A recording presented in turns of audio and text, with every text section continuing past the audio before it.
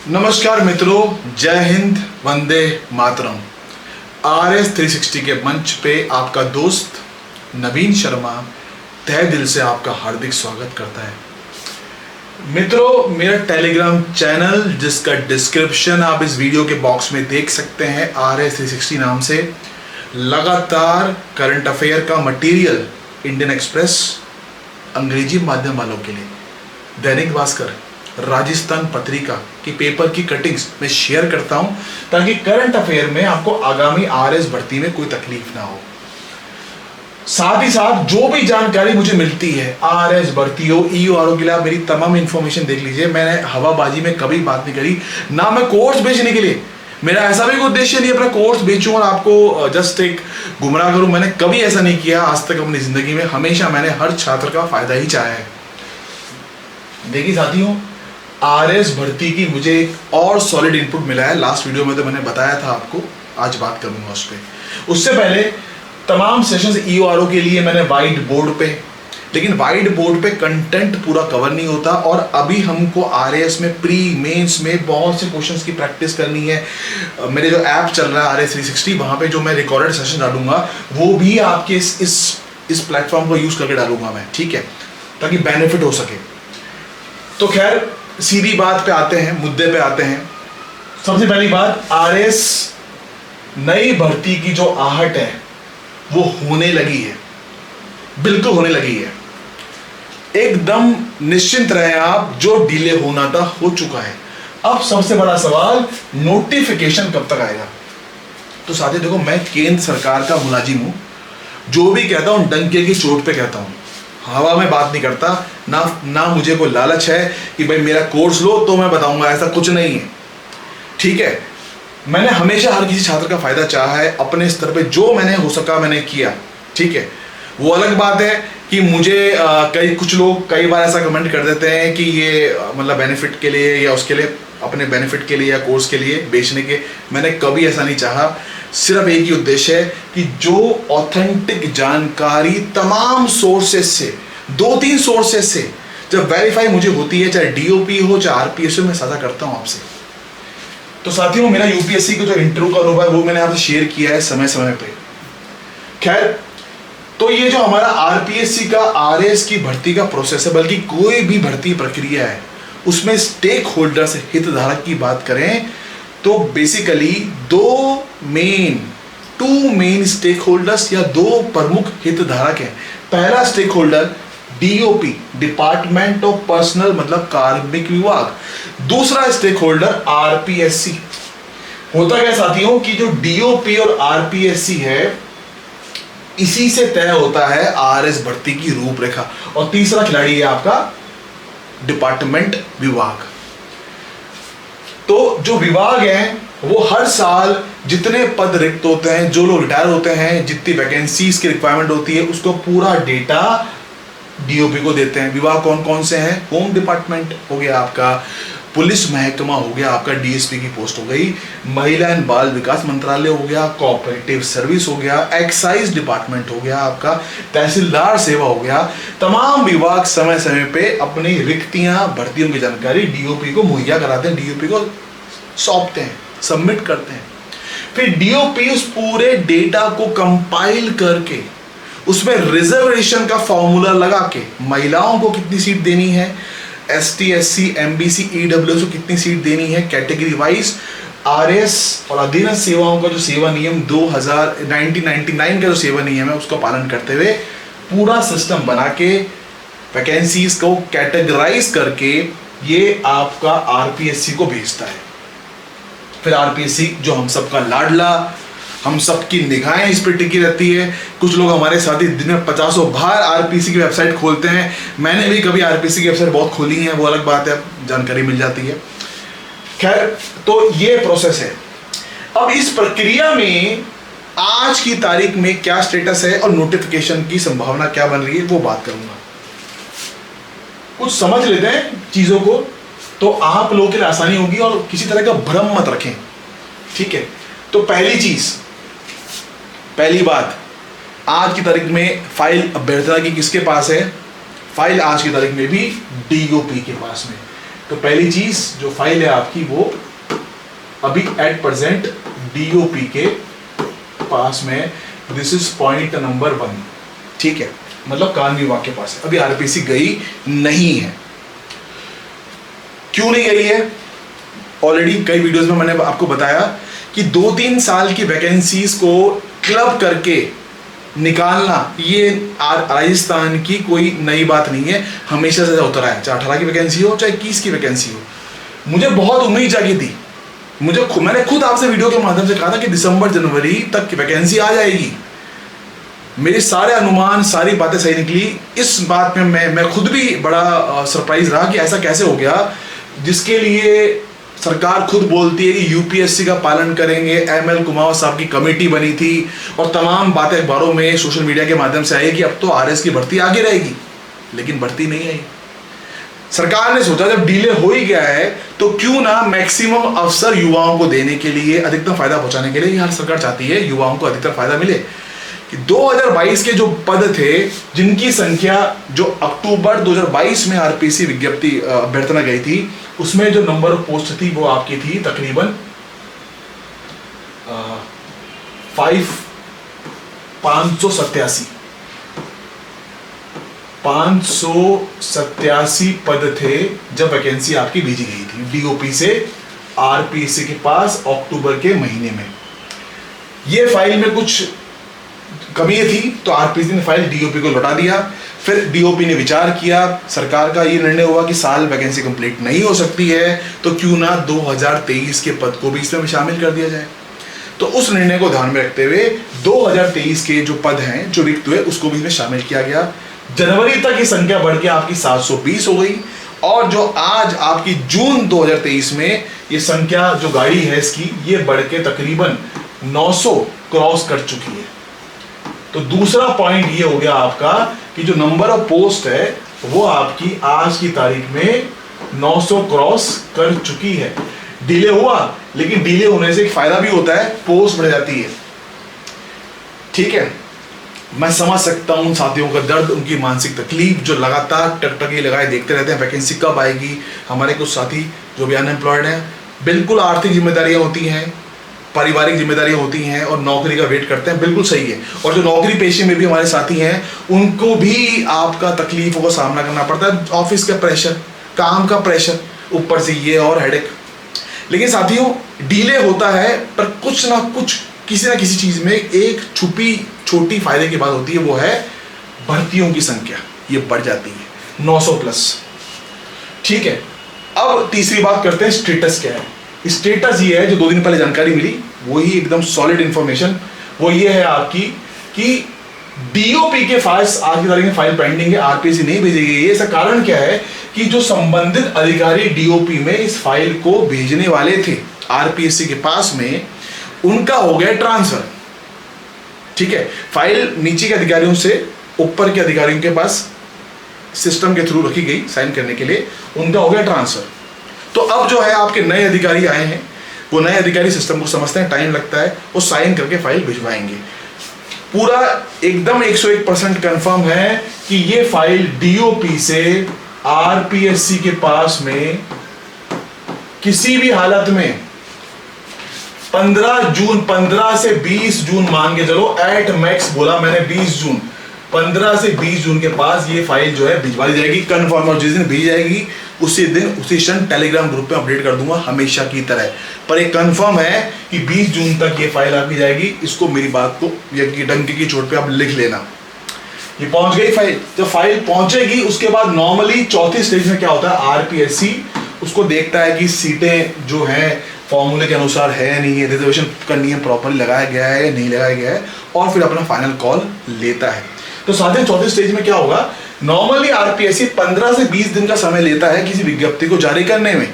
लेकिन इसमें एक पेच ये फंस रहा है कि आरएस 2021 के इंटरव्यू अभी तक कंडक्ट नहीं हुए हैं, जो कि जुलाई में होने की संभावना है स्टार्ट होने की। ठीक है, तो पहला भ्रम जो लोगों को है और काफी लोगों को ये है कि क्या इंटरव्यू खत्म होने के बाद ही वैकेंसी आएगी क्या? ऐसा कोई डायरेक्ट लिंक नहीं है इंटरव्यू का नई वैकेंसी से, क्लियर कट बता रहा हूं आपको मैं। ऑल दो प्रैक्टिस पहले फॉलो की गई है, 18 की वैकेंसी में किया गया, उससे पहले वैकेंसी में किया गया 2 बार, जिसमें कि इंटरव्यू खत्म होने के बाद नोटिफिकेशन आया, पर ऐसा कोई नॉर्म लिखा हुआ कुछ नहीं है। इस बार इलेक्शन भी है, चुनाव भी है, तो काफी संभावना है कि इंटरव्यू के बीच में ही नोटिफिकेशन आ जाएगा। तो अब जून में ये लेटर पहुंच गया अभ्यर्थना आरपीएससी का 15-20 जून तक। उसके बाद आपका जो आरपीएससी जो नोटिफाई करेगा, अधिकतर संभावनाएं नोटिफिकेशन की वो जुलाई में बन रही है, ठीक है, अधिकतर संभावनाएं बन रही है जुलाई के अंदर, इसमें कोई शक नहीं है, इस बात में कोई दोहराई नहीं है कि संभावनाएं आपकी जुलाई में बन रही हैं। लेकिन याद रखना इस बात को, फिर आप बोलोगे मैंने ऐसे कहा था। देखिए क्या होता है, नोटिफिकेशन ये तो पहुंच गया, लेकिन अब चेयरमैन साहब का कॉल है, चेयरमैन साहब का डिस्क्रिशनरी पावर है कि वो क्या जुलाई में विज्ञप्ति निकालते हैं या थोड़ा इंटरव्यू आगे तक चलने का वेट करते हैं। इसमें कोई अधिकार नहीं, सब सेट है, सब चीजें तय हैं। तो साथियों, चाहे जुलाई में नोटिफिकेशन आए, चाहे आपका ये थोड़ा सा आगे डिले होकर अगस्त में भी चले जाए, उससे अब कुछ फर्क नहीं पड़ता। किसी के बात में, किसी के भरोसे मत बैठो, क्योंकि ये जो मेन काम था, जो मेन हर्डल थी, वो रिजॉल्व हो गई है। अभ्यर्थना आरपीएससी के बाद पहुंच गई, तो अभ्यर्थना निकलने के वैकेंसीज को पहुंचने के बाद जुलाई में निकाले या अगस्त में निकालेगा वैकेंसी, आएगी वैकेंसी।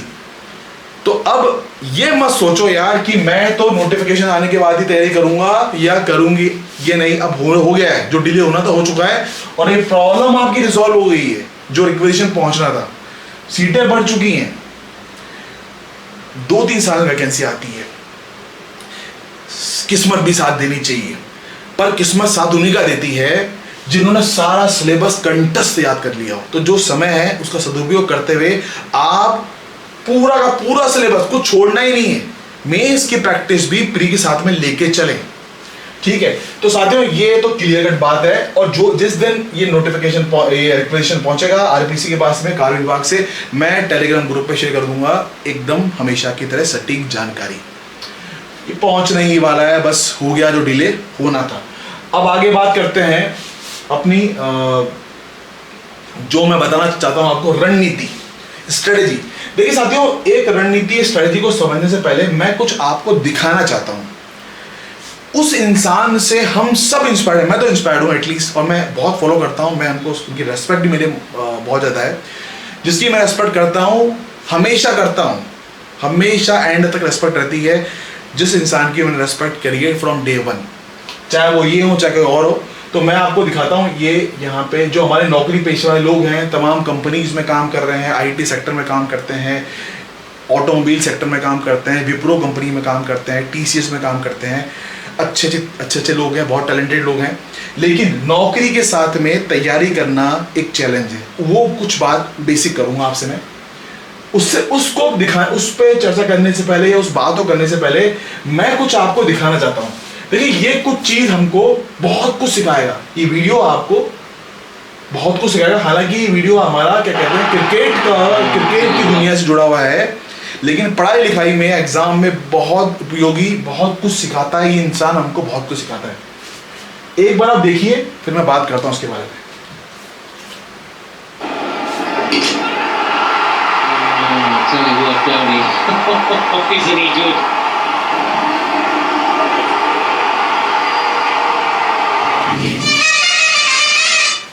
देखिए साथियों, इस वीडियो में अगर आप इंट्रोस्पेक्शन करेंगे, जो क्रिकेट देखते हैं वो तो उन्होंने देखा होगा, फाइनल मैच है गुजरात और चेन्नई का आईपीएल का। जो नहीं भी देखते उनको बता देता हूं मैं। हम अपने आगे झपक बिलिंग करते हैं ना, आइस को, हमारी पलकें झपकते हैं, हमारे आइस को बिलिंग करने में एवरेज टाइम 0.1 से 0.4 सेकंड रहता है।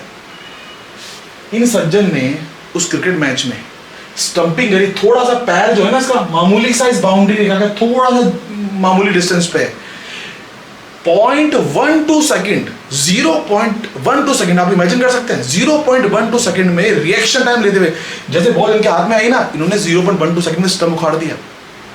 इतना फोकस, इतना डेडिकेशन, हार हो या जीत हो, कठिन से कठिन परिस्थिति में मैंने देखा ये अपना पेशेंस नहीं खोते, कभी इनको गुस्सा करते हुए देखा, चाहे कुछ लोगों ने इनको तमाम बातें बोली, पर ये हमेशा शांत रहते हैं, काम रहते हैं, समझते हैं। प्रैक्टिकल है बहुत ज़्यादा। तो ये 0.12 सेकंड में जो फोकस कर रहा है बंदा डेडिकेशन से, एकदम निशाने पे, लक्ष्य बिल्कुल निशाने पे, ये लक्ष्य आपको लेके चलना है। हमारे नौकरी पेशे वालों को लोग टाइम नहीं मिलता, स्टेट गवर्नमेंट में काम करते हैं, सेंट्रल गवर्नमेंट में काम करते हैं, हमारे important private companies private sector में काम करते हैं, टाइम नहीं मिलता। और मेरी हिदायत उन लोगों के लिए विशेष तौर पे जो प्राइवेट सेक्टर में है कि आपको ऑफिस में बहुत चीज़ें मैनेज करनी है, तो लक्ष्य को लेके चलें। ऑफिस का काम चलता रहेगा, थोड़ा सा आपको कॉम्प्रोमाइज़ करना पड़ेगा, प्रमोशन भी जाता है, मैंने खुद कॉम्प्रोमाइज़ किया है, मुझे पता है यूपीएससी के टाइम पे। खैर, तो ये एक चीज़, डेडिकेशन, फोकस, अप्रोच, लक्ष्य पे, रिएक्शन टाइम 0.12 सेकेंड, हमें बहुत बड़ी सीख मिलती है धोनी, MS धोनी से। दूसरा, अभी मैं आपको दिखाता हूं कि डिसीजन मेकिंग। अब देखिए डिसीजन मेकिंग, हम तमाम, चाहे मैं कुछ बोलूं, चाहे कोचिंग में कुछ बोले, चाहे आपके पेरेंट्स कुछ बोले, आखिरी में कॉल किसको लेना है? आपको। किसी की रणनीति में मत जाओ, कोई भी टॉपर हो दुनिया का, ठीक है, सबकी रणनीति अपने हिसाब से बननी चाहिए, अपनी पॉजिटिव अपने नेगेटिव को ध्यान में रख के, अपनी स्ट्रेंथ अपनी वीकनेस को ध्यान में रख के, वो ही बेस्ट सोल्यूशन होता है। उसी से एक संभावना होती है ऑप्टिमम की आपका नतीजा जो है आपके फेवर में आने के चांसेस रहेंगे। तो अभी मैं आपको दिखाता हूं डिसीजन मेकिंग। एम्पायर फेल हो गया, लेकिन इनका धोनी का डिसीजन एम्पायर को बीट कर रहा है, एम्पायर को फेल कर रहा है। अब देखिए आप,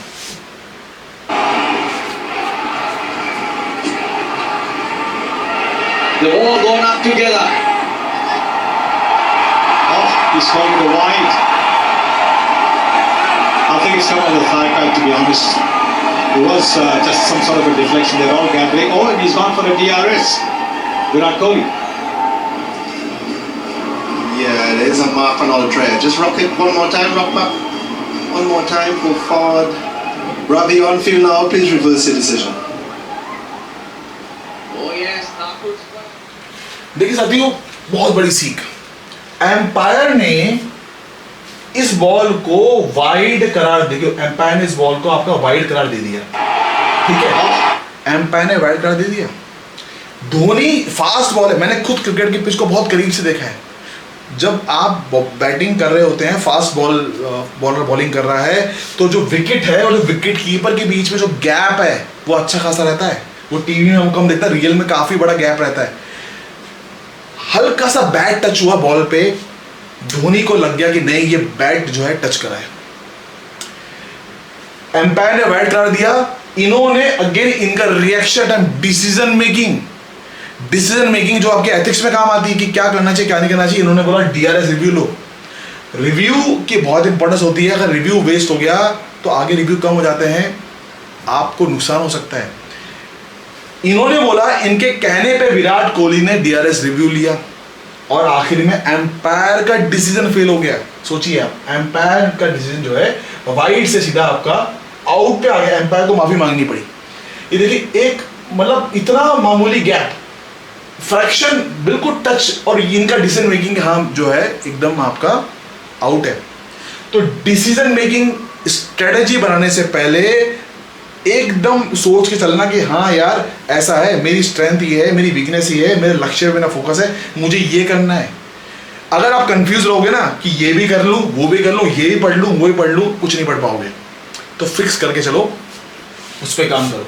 तो खैर एनीवे, तो मैं बस इतना ही कहना चाह रहा था आपसे कि जो भी करना है, जो भी रणनीति बनानी है, वो अपने हिसाब से खुद की स्ट्रेंथ वीकनेस को ध्यान में रखते हुए, खास तौर पे उन लोगों के लिए मेरा संदेश जो कि नौकरी पेशे में है, उनको समय बहुत कम मिलता है।